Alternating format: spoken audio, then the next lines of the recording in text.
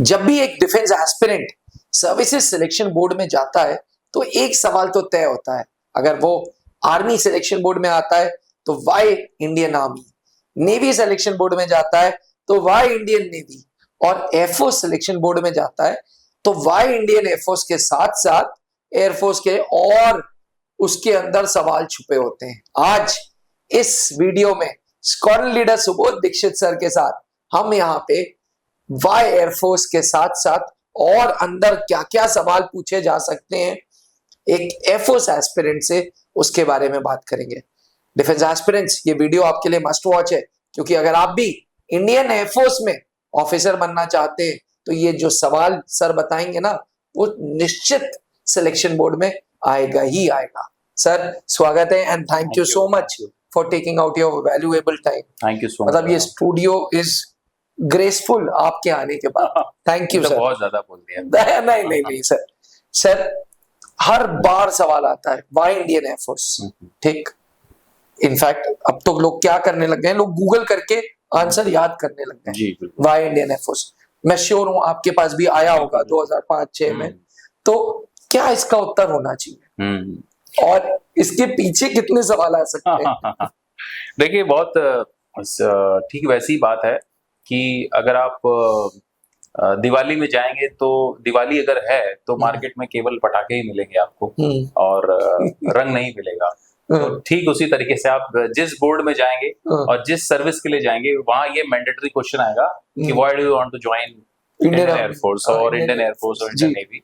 तो वो इस क्वेश्चन को पूछने का एक प्राइम मकसद ये है कि सबसे पहले जो आपका जैसे ही कैंडिडेट अंदर आता है तो एक तो इंटरव्यूअर और जो कैंडिडेट आया है उनके बीच में एक बॉन्ड डेवलप हो, जिससे वो जो कैंडिडेट है थोड़ा खुले, अपनी और बातों को बताए, थोड़ा कंफर्टेबल फील हो उसको, और उसी दौरान इंटरव्यूअर उसके सारे ट्रेड्स को जज करना स्टार्ट कर देता है। अगर वहां का माहौल बहुत टाइट होगा, वो आते ही डरेगा, तो फिर वो अपने उन सारी चीजों को नहीं बता पाएगा और इंटरव्यूअर को भी इस बात की समझने की दिक्कत होगी कि हाँ ये एक्चुअली किस पर्सनालिटी का बंदा है। तो जैसे ही बंदा अंदर आया तो सबसे पहले जो एक स्टैंडर्ड क्वेश्चन है कि टेल मी अबाउट योरसेल्फ, अपने बारे में बताएं। तो बंदे ने सब कुछ बताया अपने बारे में। अगला क्वेश्चन ये आता है कि why do you want to join Indian air force. वो क्वेश्चन इसलिए है कि आपने फॉर्म भरा, आपने मेहनत की, यहाँ तक पहुंचे, तो आपको क्या पता है कि आप जिस जगह जाने वाले हैं वहां होता क्या है, वहां पे किस प्रकार की सर्विस है। आर यू एक्चुअली अवेयर, या फिर आप बस एक ठेले पे आइसक्रीम खा रहे थे और किसी ने बताया कि हाँ भाई वैकेंसी आई है एयरफोर्स की और हमने भर दिया उसको।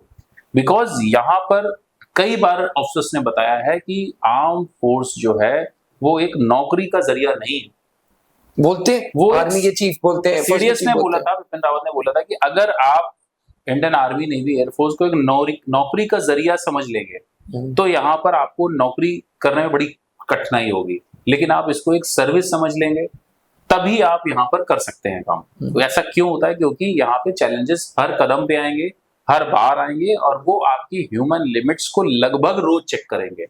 कभी आदमी कम होंगे, कभी जहाज कम होंगे, कभी ड्यूटी आवर ज्यादा होगी, कभी रिमोट इलाके में पोस्टिंग्स होगी, कभी रेल की स्ट्राइक होगी, लेकिन फिर भी आपको आना पड़ेगा। कभी बर्फ गिर रही होगी, आपको पहुंचना पड़ेगा। कभी 50 डिग्री की गर्मी होगी, आपको खड़े रहना पड़ेगा, क्योंकि वो नेशनल रिक्वायरमेंट है और देश ऐसे ही चलता है और हर देश में सेनाओं के सामने ये चुनौतियां आती हैं। तो क्या आप अवेयर हैं कि जिस जगह आप आना चाहते हैं वहां पे क्या क्या होता है? क्यों? क्योंकि आपको सिलेक्ट करने के बाद में जब कई कैंडिडेट्स हैं जो ट्रेनिंग को सहन नहीं कर पाते, जो ट्रेनिंग के दौरान छोड़ देते, तो आप उस बात को भी तो समझिए कि आप एक वैकेंसी को बर्बाद करते हैं। आप किसी मेरिट लिस्ट में थे, आपके नंबर अच्छे थे, आप पढ़ने में होशियार थे, बट आपकी फिजिकल कंडीशन ऐसी नहीं रही और आपको लगा कि यहाँ तो माहौल बड़ा गड़बड़ है, मैं तो छोड़ के जा रहा हूँ। लेकिन आपने छोड़ के जैसे ही उसको छोड़ा, ट्रेनिंग पूरी नहीं की, तो वो जो बंदा जो आपके नीचे था, जिसने खूब मेहनत की होगी और शायद वो होता तो ट्रेनिंग पूरी करता। और पहले ही आर्म फोर्सेस में ऑफिसर्स की कमी है क्योंकि हम सिर्फ वही बंदे लेते हैं जो एक्चुअल में यहाँ पर काम कर सकते हैं, लेने लायक होते हैं। तो आपको हमने सिलेक्ट किया, लेकिन आप अंदर आए, आने के बाद आपको लगा कि मैं ज्यादा इंटेलिजेंट हूँ, मैं ज्यादा कुछ और अच्छा कर सकता हूँ, या मैं इसको झेल नहीं सकता हूँ, या मुझे जाना चाहिए अब यहाँ से, आपने मन बदला, आप चले गए। तो हमारे सामने वो सिचुएशंस भी आती हैं और किसी ना किसी को उसका लोड उठाना पड़ता है।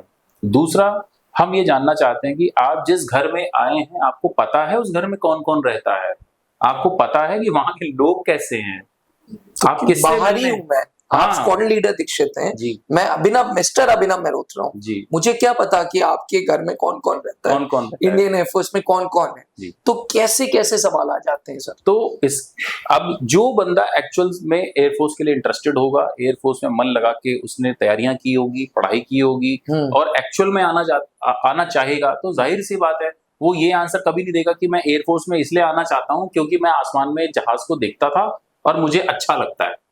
हाँ, ये एक कॉमन आंसर जरूर हो सकता है, लेकिन इसके साथ ये भी जुड़ा हुआ है कि हाँ, अगर आपको अच्छा लगता है तो आपको क्या क्या पता है। तो वहां ये क्वेश्चन आएंगे, अच्छा ठीक है, आप एयरफोर्स के बारे में क्या जानते हैं, एयरफोर्स की कितनी कमांड्स होती हैं, फाइटर जहाज क्या होता है, हेलीकॉप्टर, ट्रांसपोर्ट और बॉम्बर में क्या क्या फर्क होता है, आप यूएवी के बारे में क्या जानते हैं। जैसे मैं जब आर्मी के एसएसबी में गया था, मेरा सिलेक्शन नहीं हुआ था, बट इसका कारण ये नहीं था, इसका कारण कुछ और भी हो सकते हैं। मेरे से फिर भी एक अच्छा क्वेश्चन पूछा गया था कि what is the difference between armoured and infantry, armoured और इन्फेंट्री में क्या फर्क होता है। तो उस समय जो मुझे नॉलेज थी, उस समय मुझे सिर्फ दो ही बातें बताई गई थी कि आर्मर्ड का मतलब होता है टैंक और इन्फेंट्री का मतलब होता है पैदल सेना जो आगे लड़ती है, और मुझे किसी ने सिर्फ इतना ही बताया था। तो और वो भी मैं कुछ आर्मी के जो जवान थे वो डिस्कशन कर रहे थे, और उनमें से कोई एक डिस्कशन करते हुए सिर्फ उसने एक लाइन बोली थी कि जब आर्मर्ड आती है तो ब्रिगेड हिलती है। तो मुझे कुछ समझ में नहीं आया, तो फिर मैंने उससे पूछा था आर्मर्ड क्या होती है। तब उसने मुझे बताया था, जब मैं 12th में था, कि बेटा आर्मर्ड जो होती है वो उसमें टैंक्स आती हैं। तो मैंने तुरंत उसका आंसर दे दिया इंटरव्यूअर को कि sir, armoured is related to tanks and infantry is related to the front fighting force. और उन्होंने समझ लिया कि इसको ये चीज पता है। इसी तरीके से आपके सामने ये क्वेश्चन आ सकता है कि okay, there are how many commands of Indian air force, what is the difference between fighter, transport and bomber aircraft, what is the principle of flying an aircraft, what is the aerodynamic shape, what is the standard length of a runway. अच्छा sir, ये सब की चीजें आपसे पूछे जा सकती है, और वो पूछी इसलिए जा सकती हैं क्योंकि जब आप बताएंगे कि आपने बीएससी की हुई है, आप बीटेक करके आए हुए हो, तो जाहिर सी बात है आप एक इंजीनियरिंग बैकग्राउंड से होगे, या फिर आपने नॉर्मल ग्रेजुएशन भी किया हुआ है, तो भी आपने देखा कि 12th में आपकी फिजिक्स, केमिस्ट्री, मैथ थी। तो आपसे पूछेंगे ओके, आर्किमिडीज का लॉ क्या है। अगर नेवी के लिए जा रहे हैं तो पूछेंगे आर्किमिडीज का लॉ क्या है। जहाज जो तैरता है पानी, वो किस प्रिंसिपल पे तैरता है। आर्मी में जा रहे हैं तो आर्मर्ड इन्फेंट्री के बारे में पूछा जाएगा, आपसे पूछा जाएगा मीडियम रेंज गन्स क्या होती हैं।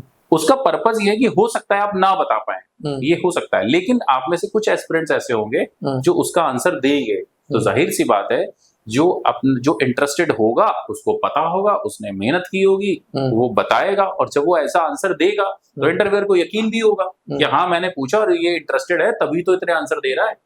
जो इंटरेस्टेड नहीं होगा वो आधे अधूरे आंसर देगा। तो मेरी सलाह ये है कि जब आप किसी भी बोर्ड में जाते हैं और आर्मी, नेवी, एयरफोर्स से रिलेटेड आपको बेसिक क्या पता होना चाहिए। सबसे पहले कि आर्मी, नेवी, एयरफोर्स के चीफ एंड वाइस चीफ का नाम क्या है जो करंट में सर्विंग है।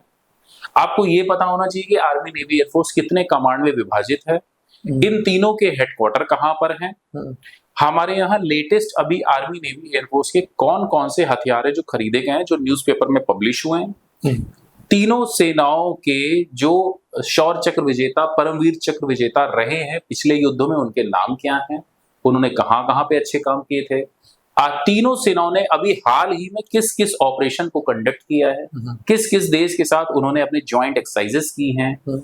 इसके अलावा आपको ये पता हो कि कोई फॉरेन कंट्री की कोई ऐसी एक्सरसाइज हुई हो जो इंडिया में हुई हो, जहां पर हमारे लोग गए हों। तीनों सेनाओं में से कोई एक ऐसा बंदा हो सकता है जिसने हाल ही में ओलंपिक में सिल्वर मेडल या गोल्ड मेडल लिया हो, उसका नाम पूछ सकता है। जैसे नीरज चोपड़ा को पीवीएसएम मिला, परम विशिष्ट सेवा मेडल मिला, इस तरीके के। तो जब आप ऐसे उत्तर देने लगते हैं तो इंटरव्यूअर को भी तो पता चलता है कि हाँ, आप मन लगा के अब इंटरेस्टेड हैं, अब लाइए, अब मैं अपने क्वेश्चन का पैटर्न बदलता हूँ। तो उसके आपको चेक करने की जितनी OLQs हैं, वो उसका दायरा तो बहुत बड़ा है, और ये उसका एक वन ऑफ द पार्ट था। जो उसने टेस्ट कर लिया कि हाँ भाई बंदा मन से आया है, जानता तो है, चलो इसमें पास हो गया, अब अगला चीज चेक करते हैं।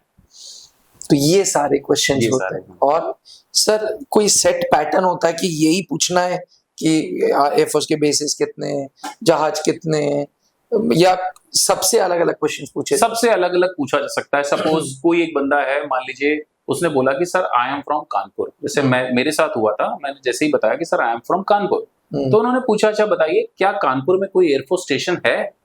तो मैंने बताया यस सर वहां पर 402 एयरफोर्स स्टेशन है। तो ही वॉज वेरी हैप्पी। बोले अच्छा आप कभी उसके अंदर गए हैं? तो मैंने कहा sir my father was in army, तो मैं तो वहां पर नॉर्मल गेम्स वगैरह के लिए कभी कभी गया हूँ, और वहां पर पास में 7 एयरफोर्स हॉस्पिटल है, तो कभी मेडिकल की जरूरत पड़ती है तो वहां पे जाता रहता हूँ। तो उनको ये समझ में आ गया कि इस क्वेश्चन से क्या समझ में आया, इस क्वेश्चन से ये समझ में आया कि हाँ बंदे का ऑब्जर्वेशन मिनिमम जो स्टैंडर्ड है वो ठीक है, कि एयरफोर्स स्टेशन है इस बात की इसको जानकारी है, वो वहां से मोटिवेशन भी लिया होगा। और अब इसी बात को अगर मुझे साइकोलॉजिस्ट को दिखाना है तो मैं कहीं किसी स्टोरी में जरूर लिखूंगा कि Rahul was a college going boy and once he was going through his college and he saw one air force station nearby where the officers were going out and he got motivated and he decided to become an officer। तो जब मैं ऐसी बात बोलता हूं तो वो देखेंगे कि भाई कानपुर ही क्यों लिखा, भाई इसमें ये एयरफोर्स स्टेशन कहां से आ गया। अब मेरा घर है कानपुर में और मैं बात करने लगूं इंडियन आर्मी किसी स्टेशन की जो कि मुंबई में पोस्टेड है, तो कहां से मिसमैच होगा, कैसे मैं साबित करूंगा। तो आप जहां के हैं वहां की क्वेश्चन डेफिनेटली पूछे जाएंगे कि आप जिस शहर में हैं वहां पर क्या आर्मी नेवी एयरफोर्स का कोई बेस है, तो क्या आप अवेयर हैं। ऐसे being an air force aspirant it is important कि आप इंडियन एयरफोर्स के बारे में जानें, और इस वीडियो में आपको पता चला कि किस किस type of questions air force selection board में इंटरव्यूइंग ऑफिसर जो प्रेसिडेंट होते हैं या डिप्टी प्रेसिडेंट होते हैं वो आपसे पूछते हैं। एस्पिरेंट्स, ये थे squadron leader Subodh Dixit sir, retired from Indian air force, जो अब त्रिशूल डिफेंस एकेडमी के एफकैट एस्पिरेंट्स को मेंटर कर रहे हैं। सिर्फ एफकैट नहीं, ऐसा नहीं है कि एनडीएस सीडीएस से कोई दुश्मनी है, लेकिन हाँ एफकैट कोर्स में वो ऑनलाइन सब्जेक्ट्स की भी पढ़ाई चेक कर रहे हैं, एसएसबी की गाइडेंस भी दे रहे हैं। अगर आप भी एनडीए के थ्रू, सीडीएस के थ्रू या एफकैट के थ्रू एयरफोर्स की एसएसबी दे रहे हैं और आपके जहन में कोई डाउट्स चल रहे हैं जो आप स्वयं squadron leader Subodh Dixit sir से पूछना चाहते हैं, तो नीचे लिखे हुए नंबर पे कॉल करें और हमारे कस्टमर केयर एग्जीक्यूटिव आपको कनेक्ट करेंगे स्क्वाड्रन लीडर दीक्षित सर से, जो आपको आपके सवालों के उत्तर देंगे। एफकैट एस्पिरेंट्स के लिए विशेष कर की सूचना यह है कि अगर आप एफकैट की तैयारी कर रहे हैं तो त्रिशूल डिफेंस एकेडमी का ऐप डाउनलोड करें, और दीक्षित सर की फोटो है, उस कोर्स को वो चला रहे हैं, वो मेंटर कर रहे हैं।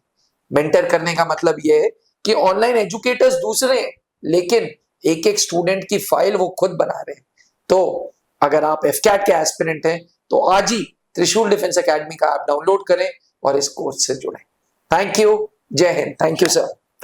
अब डिफेंस एग्जाम क्रैक करना हुआ और भी आसान, त्रिशूल डिफेंस एकेडमी लेकर आए हैं बिल्कुल ही एडवांस लर्निंग ऐप। तो आज ही ज्वाइन करें और स्टार्ट करें अपनी ऑनलाइन क्लासेस।